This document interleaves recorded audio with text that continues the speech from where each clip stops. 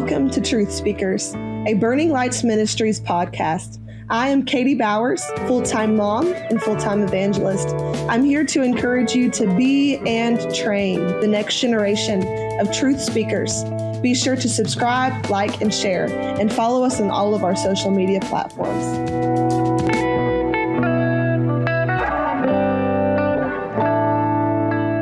Good morning, Truth Speakers family. Welcome back to Truth Speakers. I am so excited about today.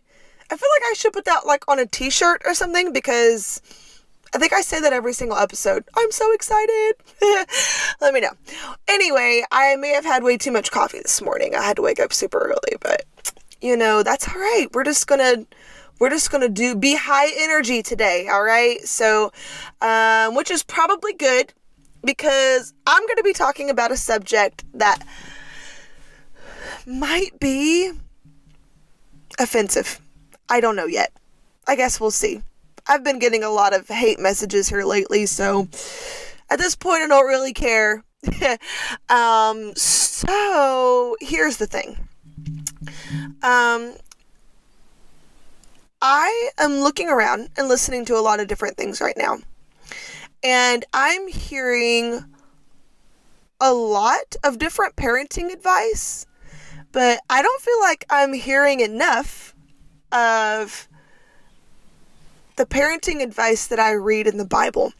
I think I'm 28, so I'm the last year of the millennial generation, what we call millennials. And what I see a lot in the millennials, and then I think it has progressively gotten worse ever since then, is people thinking they're experts about everything. I think we can thank the internet for that. Everybody thinks that because they can Google something or read it on Wikipedia that they are all of a sudden a college graduate when that is not the case. And I see a lot of young moms being like, oh yeah, I know everything about what there is about mother. I don't have to learn anything else. I'm the perfect mom now. Well, I think that is a very delusional way of thinking, because I don't think any of us know anything about what we're doing. The only person who knows the way is Jesus. He said, I am the way, I am the truth, and I am the life. So I think the only way we can truly know how to be the best parent and how to be the best Christian, how to be the best minister, how to be the best version of ourselves is simply by hearing what God has to say. And then listening to elders. I feel like that's also an issue right now in my generation, because we have Google. We don't feel like we need, mom and dad, pastors, elders' opinion, whenever the Bible instructs us that the elder should teach the younger. Now, I do understand that elders and people in leadership are still people, so they're not going to be perfect. But he also said, in a multitude of counselors, there is safety. So we have tried to apply this to our life, where we don't just have one person that we look to. We don't just do Google. We don't just do our pastor. We don't just do our parents. We don't just do some of the elders of the faith around us, but we use them all. We utilize them all. Google is definitely on the bottom of the list. We avoid that if possible, because Google's going to tell you have cancer first try, first go around. Either you got cancer or you're pregnant. That's exactly Google's go-to if you're a woman. Okay, so I want to be sure that I am pulling from the right sources. There's safety in a multitude of different counselors, sources. So I don't want to be high-minded and decide that I know better, I know a lot. So let's just start off this podcast by saying, let's approach life in a spirit of humility, not with the spirit of pride, believing that we know everything, believing that we know exactly how to be the perfect parent, because none of this stuff is black and white. Even in the Bible, it doesn't give you specific advice on a lot of things. It gives us general advice, general instruction, but not all the time does it say, this is what you do if you have a strong-willed child that refuses to potty train, right? It's not going to be that specific in the moment, but along with the general instruction that we can receive from the Bible, along with receiving and drawing from the wells of our elders, along with a personal relationship with Jesus where you can talk with him in prayer and he can talk back to you. Awesome. Okay. So here's where it's going to get a little bit rocky. All right. Everybody lay your hand on your heart, right where you are. Okay. And now I want you to repeat after me. I promise I will still love Katie after this podcast. Okay, now that we have that over with and it's all established, I'm thankful that we can still be besties after this podcast. Okay, so here's an issue that I'm seeing a lot, and here's an issue that I've had to work on myself. Okay, you know me. I'm always transparent. I'm always going to talk about things that I deal with myself and where God has me right now, where he's dealing with me right now. And then I'll probably relate it to things that maybe I'm not doing. Okay. So I've been convicted, and here's what I've been convicted over. First of all, let me say, many of you have heard me preach for years. I said this literally when I was 18 preaching. Katie Bowers is not, nor will she ever be, a feminist. I believe the feminist movement is straight out of the pits of hell. It goes against the spirit of the word. It goes against the original intent for mankind and womankind. It masculinizes women and feminizes, whatever that word is, men. It tries to reverse the role. This whole idea of what they call equality, and I know they use all these nice words that make you feel like it's things like equal opportunity, but what they're trying to do is make men and women the same thing, which is the reason why we feel like the feminist movement should be going against the what do you call it? The homosexual agenda that is being pushed right now. That's why we have young men in a girls' locker room, right? And women and going into women's restrooms. Okay, and this is why we have our young women in danger in restrooms and in locker rooms. Okay, so why aren't the feminists fighting this? Because aren't they all about the protecting women, right? Aren't they all about protecting their rights and protecting them from being violated? They aren't, because their agenda and the spirit of what they're doing encourages men acting like women and women acting like men. And let me just tell you right now, I don't want to be a man. I see that they are trying to, and I really do believe there is good-hearted people out there that are feminists and that really believe in their cause, but they just don't realize what they're really doing, because they feel like they are empowering women, but what they are really doing is putting us in danger. And not only that, but by making us more masculine or more manly, they are robbing us of our greatest strengths. They are robbing us of our fullest potential, the fullness of success in a woman's life, because I don't know a single biological man that can carry a baby, give birth to a baby, and I believe it's an undeniable fact that women naturally have something in them. I know people call it a mother's intuition, but it really is something given by God to be able to mother a child A woman naturally has a more nurturing part of her nature, and it just is a balance. They need both a mother and a father in their life. I do believe that that's the plan of God.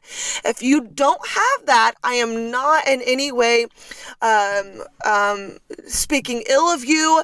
I believe we have to work with where we're at. We have to do the best with the situation, deal the cards we've been handed. Okay, so please don't feel like you're being attacked, but no one can deny that the original intent and plan of God for family was for, in the love of a mother and a father relationship, a child is conceived and both raise the child up together and in the fear and admonition of the Lord. Okay, so in the spirit of feminism, where it has tried to rob the women of their fullest potential, here's what I see has happened. Because I didn't realize that this mentality was in me. Because like I told you, I have been the one from day one saying, I am not, nor will I ever be a feminist. But I was born in 96, okay? So I was raised in the generation of girl power, right? Girl boss, right? So what I did not realize in my mind was there was a part of me that I have denied for years, but it took some friction and some tension in my life to reveal it. Aren't you thankful God does that to us? I am. And what I realized was there was something ingrained in me, I believe from the culture, not from my parents. My parents have displayed a beautiful picture of what a godly husband and wife relationship looks like. They have never been anything but excellent examples to me and my sister and anyone around them. But what I found was I, without realizing it, had this idea in my mind that me and my husband were supposed to have equal responsibility. Now, okay, I know what a lot of you are thinking, and it is, yeah, that's exactly right. Because our grandparents' generation kind of swung way too far in the opposite way, right? The man went to work. Great, I agree with that. Then the man came home and the wife was a servant. Okay, so I'm not about that. And I don't believe that the Bible is about that.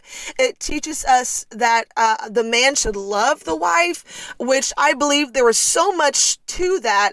It goes down into when the husband recognizes the wife is at her wit's end. In that love, he does things to relieve the pressure, right? And wives, submit yourselves to your husband. So I see that idea in the past, in generations past, has seemingly enslaved women, and it has swung too far the other way. But I think right now, instead of finding the correct biblical, God-minded middle ground there, we have found a way too far the other way of thinking.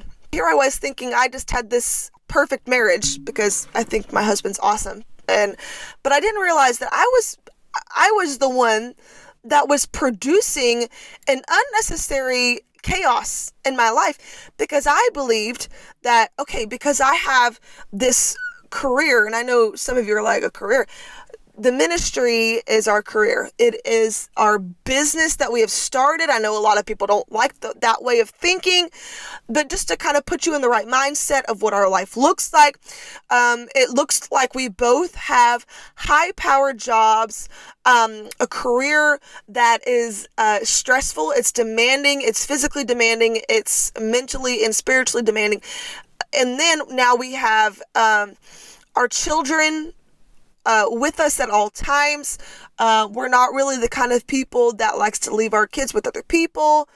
We believe that God has given us these children to raise and to disciple, to be the next generation of truth speakers, which is hence the name of this podcast. I decided that our strengths were the same. And I'll tell you why I think that is wrong. I am naturally a more organized person than Elijah, I would say. He is a one-track mind, and he is dead set to finish and accomplish what he is in the middle of doing. And that means that, unfortunately, at times, everything in between point A to point B kind of falls off the wagon. And so this at times was a point of contention in our marriage. And I thought, well, I'm able to do this. I'm able to multitask. I'm able to do that, and it would irritate me at times. He did not realize the amount of times a baby's diaper needs to be changed. Simple, right? To me, this is common knowledge. To me, this is something obvious. But this wasn't something that was in his mind. He's not wired to think that way. So it is an unfair expectation for me to want Elijah to think like a mother. It is unfair for him to expect me to think like a dad. Because here I am seeing all the little needs of our children and thinking this, if I purchase this homeschool material, if I purchase this, I'm not acknowledging, okay, he as the provider has a weight on his shoulders of providing for his family. And so whenever here I come adding all these little expenses and all these things that I deem necessary, okay, what about the grocery bill? What about, are we going to have enough money to provide for groceries? So he could very well, in the same way, without a communication happening there, expect me to think like a man. And let me just say, I'm thankful I'm not a man. You know how many times my husband has had to deal with the sewer with our camper? I don't want to deal with sewer. I don't know how to wire up an electric pole. I don't know how to, I don't even know how to run the hose from our camper to the well house, right? So I don't have strengths that he has, but he don't have strengths that I have. And so this whole mindset of us being the same, it is simply not right. And all this does is produce chaos in our lives. So first of all, I just want to tear down this mindset of men and women have the same strengths. Anything, our generation, anything boys can do, girls can do better. I think that is totally, in the first place, disrespectful to men, to believe that women are better than men. How in that way is equality? How in that way is that respect of gender? It goes against the whole mindset. I think, matter of fact, I think it's quite hypocritical for that to even be part of the mindset. So let's talk about the biblical perspective of a woman's role. And I know some of you are going to get annoyed whenever you figure out where I'm going to read from, because I think you already know. Because, quite frankly, I've been the person who's been like, oh my gosh, another women's conference about this subject. Please just move on, find something else to talk about. But, like I told you, I want to talk about what God's dealing with me about. So, Proverbs 31. Womp, womp, womp. I know what you're thinking, but please just give me a chance, okay? Proverbs 31, verse 15, speaks of a virtuous woman, and it says, "She riseth also while it is yet night, and giveth meat to her household, and a portion to her maidens." All right. Now, something very interesting about this. If you look up in the Strong's Concordance, the definition of the word night, it says she rises while it is still yet night. I've always thought that meant that it was, so early the sun hadn't gotten up yet. Well, I'm not totally eliminating that, but I think this thought is just so cool because it is so relevant to so many moms, including myself. Now, if you look up that word night in the Strong's, it says, a twist away from the light. Figuratively, adversity, a midnight season. How many times have you been sicker than a dog? And of course, in your house, you're not the only one sick. So while you are sick, while you are in pain or suffering or nauseous or struggling to breathe, whatever kind of sickness it was, you hear a baby cry. Or you hear a child sick in the other room. And you peel yourself up off the bed. And you go in and you take care of them, regardless of your feelings.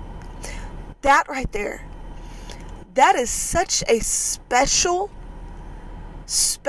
gift that a mother has within her. That driving force that forces us to go beyond our feeling, to go beyond our idea of what my rest should look like, and stepping into love that demands us to do something. Okay, so this leads me to my first point. And please don't get offended at me. I am so afraid some of you guys are going to get mad at me over this podcast, but I hope you just hear my heart. So something a friend of mine told me, she works in the labor and delivery part of the hospital. She's very good at her job. She's a labor and delivery nurse. She delivers babies all the time. And we live in a part of the country where there is a large Hispanic population. And, you know, part of the culture of them is they have lots of babies. It's a very Catholic-minded mindset. And devout Catholics don't believe in birth control, so they have lots and lots of kids. And what she told me was the white girls like me that would come in to have a baby, they would come in whining like babies, you know, being pitiful, not having any pride about themselves, not having any modesty, you know, just acting like a baby, acting like a fool, not having any integrity about them at all, and crying for mama, begging for an epidural. But she said something she noticed about the little Hispanic girls that would be there was they would just come in with a mind made up. They're going to come in and get this job done. They didn't come in acting like babies. They didn't come in, you know, saying, woe is me. I can't believe I have to do this. Get me out of this. But they came in, womaned up, did the job, if you could say that, and simply delivered a baby with a lot fewer problems. So, something that my generation, I think, has ingrained in us because of different options. Okay, so my generation was the generation of Tylenol moms. It was we over-the-counter medicine. We were able to access it. Anytime we had a headache, Tylenol. Anytime we had a bellyache, what's that stuff called? Pepto-Bismol. I can never stomach that stuff.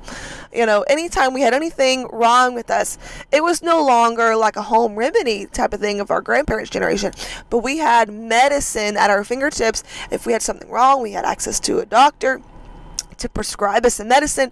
And then whenever we were old enough, you know, even our parents' generation, to have children, now we have this option of an epidural, which, please don't get me wrong, with my first baby, I got an epidural. I was put into total shock at the amount of pain we're supposed to go through to have children, and it terrified me when I started to feel that pain.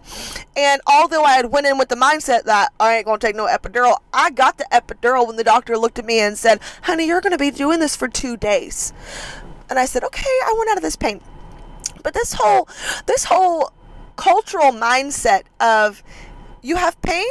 Oh, I have a pill for that. I have a remedy for that.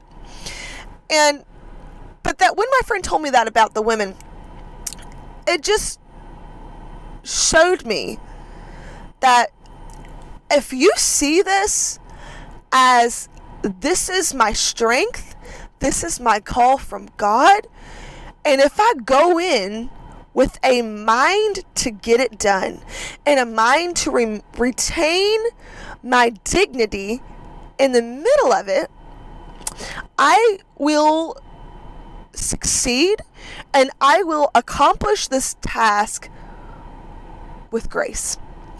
So something I realized, okay, so many of you know, I just told you I have three babies. First one I got an epidural. It was rough.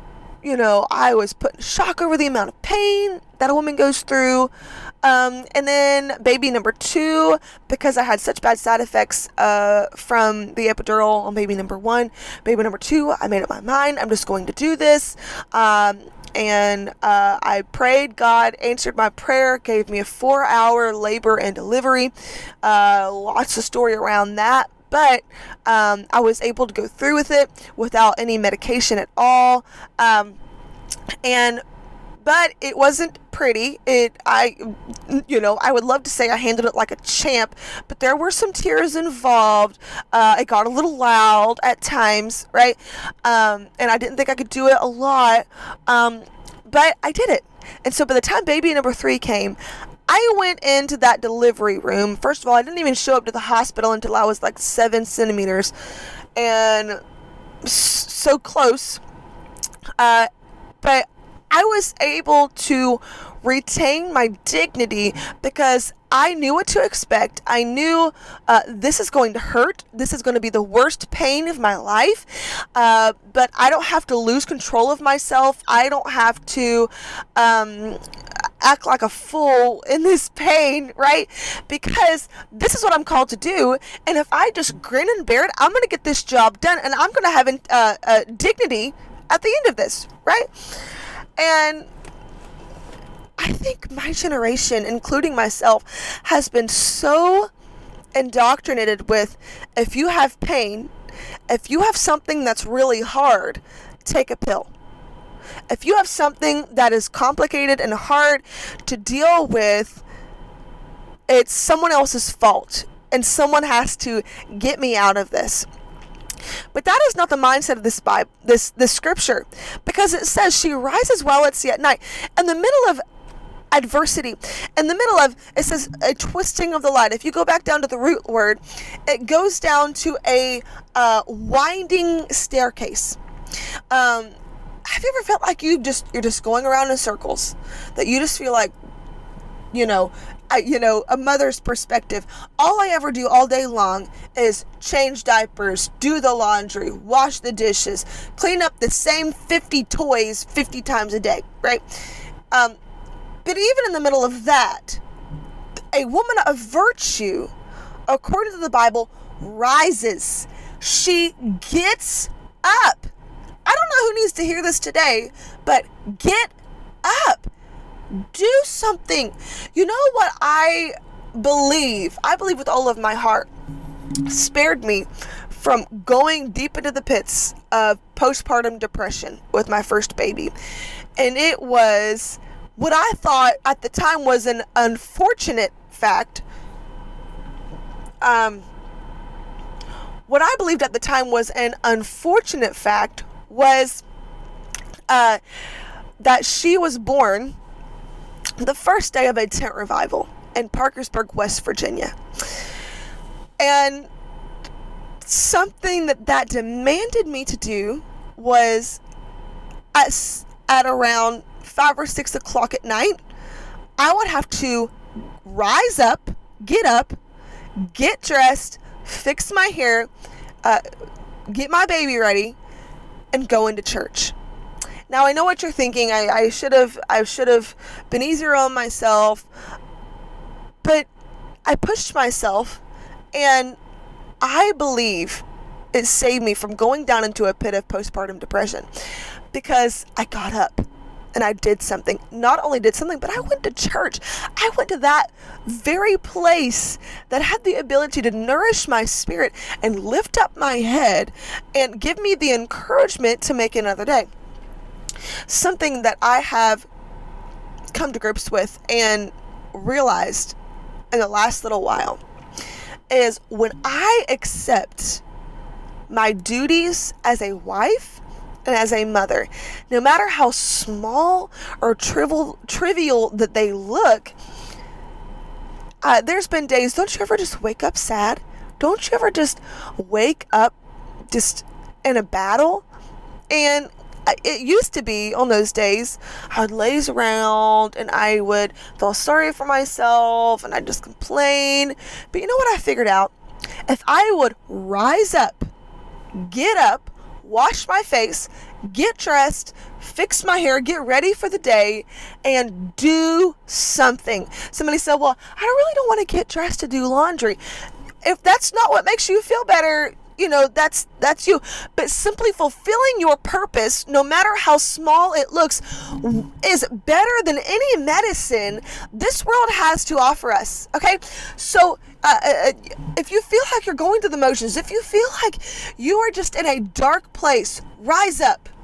Because it's in that place of fulfillment, of purpose, that we see that we are accomplishing the task of a virtuous woman. Because in that place, we not only rise up and do the work, but we feed our families.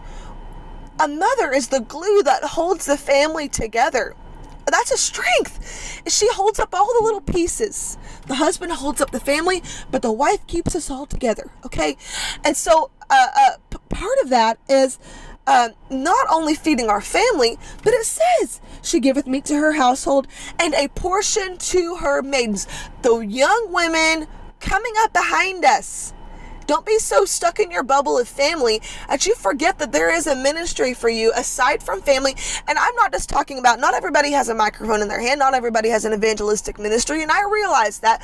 But I'm talking to my generation for just a minute. I think of the scripture so many times.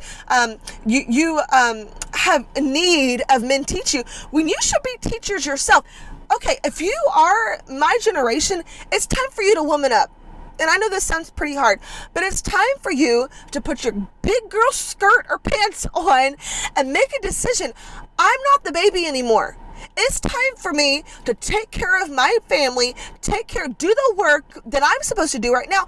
And also, it's not all about me. It's time for me to invest in someone younger than me and decide it's not all about me. Okay? There are so many young women right now who have been so indoctrinated with the mindset of feminism, with the mindset of this ungodly and perverse generation, that there aren't any women in my generation who have stood up and decided, I'm going to disciple somebody.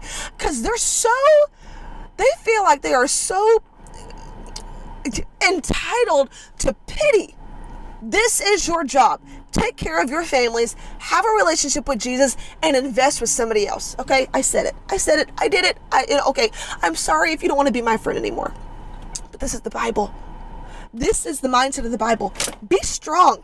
Remember when God spoke to Daniel and Daniel fell flat on his face and he said he felt like he couldn't even breathe? God said, stand up, Daniel. Stand up like a man. And Daniel would get up and Daniel would say, Lord, I have no strength. I'm not strong enough. At one point he said, I don't feel like I can breathe. The breath is taken out of me. God said, stand up, Daniel. Stand up. I have a word from you. And when he did that, the Lord touched him. He said he felt a hand. The Lord touched him. All right. You might feel like you are not strong enough, but that is a lie from the enemy. God has given you something to strengthen you. He has touched you. Even if you feel like it's the tiniest little touch in church or in your Bible study, in your personal time with God, you, through the power of the Holy Ghost, are strong enough to fulfill your purpose. And on the days when you feel like you just cannot do it, rise up. Get up. Don't wallow in that pit. There's my inner West Virginia coming. Don't wallow in that pit. Don't get down in the mud and stay dirty. Get up, wash yourself off, fulfill your purpose, because that's what you as a woman of God is supposed to do. And here's a commandment. Proverbs 31:27 says, this virtuous woman, she looketh well to the ways of her household. Strive to do what God has called you to do with excellence. She does it well. She looketh ways to the well to the ways of her household. All right. And eateth not the bread of idleness. All right. Here we go. Y'all ready? Don't be a lazy parent. Ouch. How many times have we said, I'm just going to do this because it's easier? Easier does not mean better. And this is, Katie, quit talking, because this is up my alley. I'm in my driveway, and I am quite literally in my driveway right now, but I am in my territory because here's what I've said in the past. I'm too busy. I'm too stressed. This is just too much. I'm just going to do what's easiest. Well, what's easiest is not always the best option. Okay. What's hardest is not always the best option. Finding a middle ground is normally the best option. And let me just speak at something right now that is so popular right now in 2024. And that is this mom culture of self-care, me time. You know how many women I hear right now saying, I'm not having any more kids because it's time to focus on me? At what point in the Bible does Jesus teach us that our life is supposed to be totally focused on ourselves, that we're supposed to invest in ourselves? I'm not seeing that. I'm not seeing that as the part of the Bible. Now, am I saying that you're never supposed to do anything that improves your health? No. I'm on keto right now. Girl, gotta lose some weight, right? And I understand. I am. You have heard me say before, I'm more of an introvert. So, a lot of people would say I need me time. Well, I very rarely have me time, but I have what I call God time. In the mornings, I set my alarm every morning to make sure that I get up before my kids, because I need a few minutes to wake up, because I know how it is as a mom. They wake you up in a whirlwind, and that is not, would conducive be the right word to my mindset. I need to wake up kind of slow. I walk into wherever I am, fix me a cup of coffee, sit down, read my Bible, slow morning, but I'm spending time with God. It's also, I'm still fulfilling a purpose, fulfilling a crucial part of being a mom, being a woman of God, being a Christian, because if I don't put my relationship with God, not myself, but my relationship with God first, my family will suffer. And if I'm not striving to be the best Christian child of God that I can be right now, I will not be a good mom. Okay, so there is a small sliver of truth in the me time movement, but it's a little bit twisted. It's a little bit off course, in my opinion, because God has not called us to be selfish. God has not called us to be lazy, but God has called us to be purpose-driven, fulfilling women and men of God that are not stuck in the mud and can't find a way out. Okay, so if I am looking well to the ways of my household, I am looking and striving to direct my family, my children, in a way of excellence. And that demands me to find my strengths, not be in competition with my husband and decide he should be doing this, he should be doing that, but simply acknowledging my strengths, acknowledging his strengths, and doing that. utilizing those strengths. Because the feminism movement, you know what they have done? They have done the opposite of empowerment. They have depowered women into believing that they should act like men. But girl, you are called to be a woman. You are called to be a purpose-driven woman of God, looking well to the ways of her household, rising in the middle of adversity, rising when you feel like you're going through the motions, rising when you feel like you don't have anything else to give. You get up, Daniel.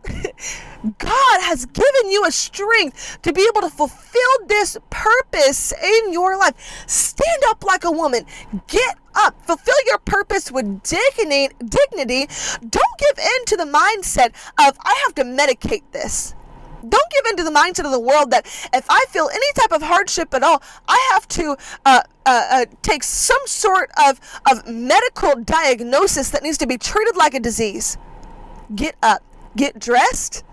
And see the purpose in what you're doing. Fulfill the purpose of your life. And, you know, it may not work day one, but you know what I found? That in purpose and fulfilling purpose in your life and fulfilling that, you know, and I know how it is. It feels so meaningless to clean your house. But you know what you find? A clean house makes you feel better. Looking at empty laundry hampers makes you feel better. When you look in the mirror and don't you see yourself in pajamas and wreck of a head hair, it makes you feel better. When you do something to relieve the stress of your husband and you see that his load's a little lighter, it makes you feel better. When you see the joy on your children's face whenever you make something that makes their life easier, it makes you feel better. Everybody wants you to believe that fulfilling selfish desires will make you feel better. But that's simply not the truth. That's not the biblical perspective of a woman. And I don't want to be like everybody else. I don't want to be like the world and medicate my troubles away. Obviously, it's not working. Everybody, our generation is the generation of psychology. I heard somebody say the other day, Elijah preached on it, that, our generation is the most diagnosed, and we're, the woke generation, that they are the most psychological people, right? That they have diagnosed and seen problems and diagnosed depression and postpartum depression and ADHD, all of these things. We are the most diagnosed generation, and we are the most medicated generation, which, according to all of them, to the psychologists in the medical field of the world, we should be the best. And yet, we are the most suicidal, depressed, psychotic generation that has ever walked the world. What does that tell you? It does not work. Medication does not work. And, I think that's probably a different discussion for a different day. But I dare you, don't be part of this mindset of, I'm going to medicate my troubles away and never face what I'm supposed to do and fulfill my purpose in life. Get up. Get up, Daniel. Get up, woman of God, man of God. Do what you're called to do, and you will find that fulfilling your purpose does not have suicidal side effects. It does not have side effects that will be detrimental to your health, to your life, and to your family. But fulfilling your purpose and proudly being a feminine woman that washes the dishes and raises her kids and supports her husband in everything that he does will give you a happier life.